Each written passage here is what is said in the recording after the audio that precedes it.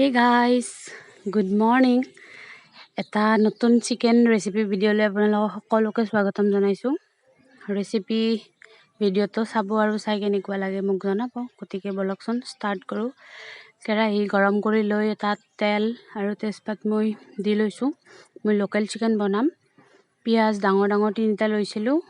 এয়া golden brown হোৱালৈকে নাভাজোঁ, এনেই অকণমান ভাজিম আৰু তাত মই অকণমান নিমখ ব্যৱহাৰ কৰিছোঁ যাতে পিঁয়াজটো সোনকালে অলপমান কোমলি যায়। মই ষ্টাৰ্টিঙতে গোটেইখিনি মছলা ইয়াতে দি দিম। আদা, নহৰু আৰু জলকীয়া মই খুন্দনাত খুন্দি লৈছিলোঁ, এয়া দি দিলোঁ। দি অকণমান কেঁচা গন্ধ যোৱালৈকে ভাজি থাকিম।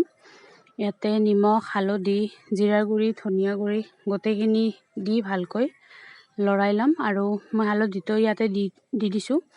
এয়া মাংসখিনিও দি দিছোঁ। মাংস মোটামুটি হাফ কেজিমান আছে চাগে, হয়তো অকণমান তল ওপৰো হ'ব পাৰে, মই ইয়াৰ পিছত নাজানো। সেইখিনি মই ভালকৈ ভাজি ল'ম। আৰু ইয়াৰ ডাঙৰ ডাঙৰকৈ আলু লৈছোঁ, যিহেতুকে লোকেল চিকেন বেছিকৈ ভাজিব লাগিব, সেইকাৰণে আলুবিলাক অকণমান ডাঙৰকৈ দিছোঁ।